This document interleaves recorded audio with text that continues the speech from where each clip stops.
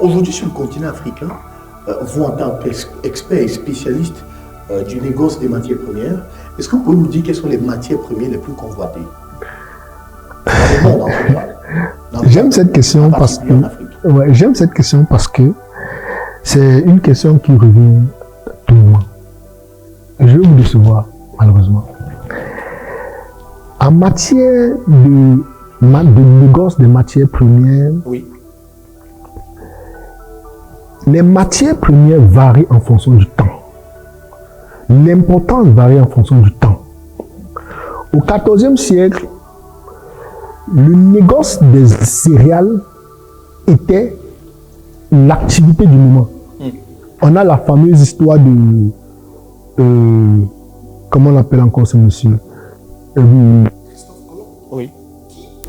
Allait en Inde exporter les épices, mais se retrouvait aux États, en Amérique, et au point où il envoie un courrier au roi, je pense que c'était Napoléon qui l'avait envoyé, disant qu'il a découvert les Indiens en Amérique, ce qui relève de non-sens.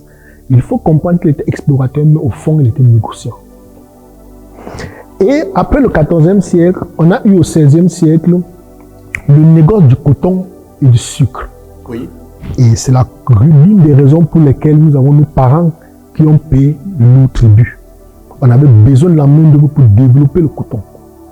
Et c'est derrière ce coton que l'Occident se développe. Après, pas très loin, tout récemment, on a eu l'ère du pétrole, des hydrocarbures. Dans les années 74, avec la crise du pétrole, où nous avons les pays comme les Arabes, l'Arabie Saoudite, le Dubaï et autres, qui ont réussi de la crise pour se développer.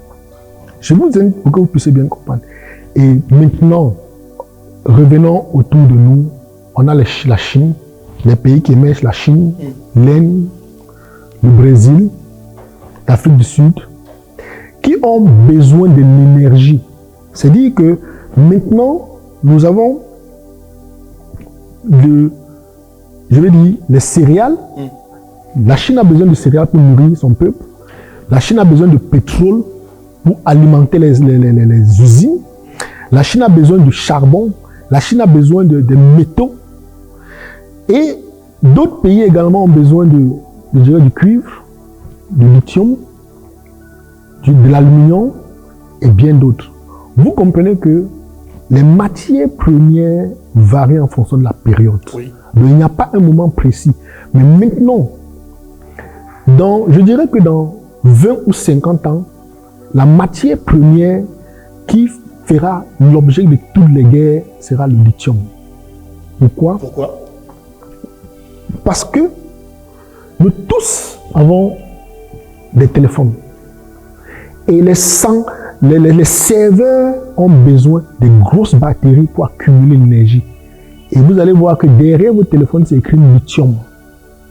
Tous ces appareils ont besoin de lithium pour avoir de bonnes batteries. Et ensuite, on aura également, je le dis souvent, si nous avons une troisième guerre, elle sera autour du phosphate. Du phosphate? Oui. Parce que la population mondiale doit s'accroître et il faut nourrir cette population. Qu'est-ce qu'il faut? Il faut absolument développer l'agriculture. Et l'agriculture intensive a besoin des engrais. Donc la troisième guerre sera probablement autour des engrais. Comme pour dire que, pour répondre directement à votre question, les matières premières varient en fonction du temps. Mais la plupart de ces matières premières sont retrouvées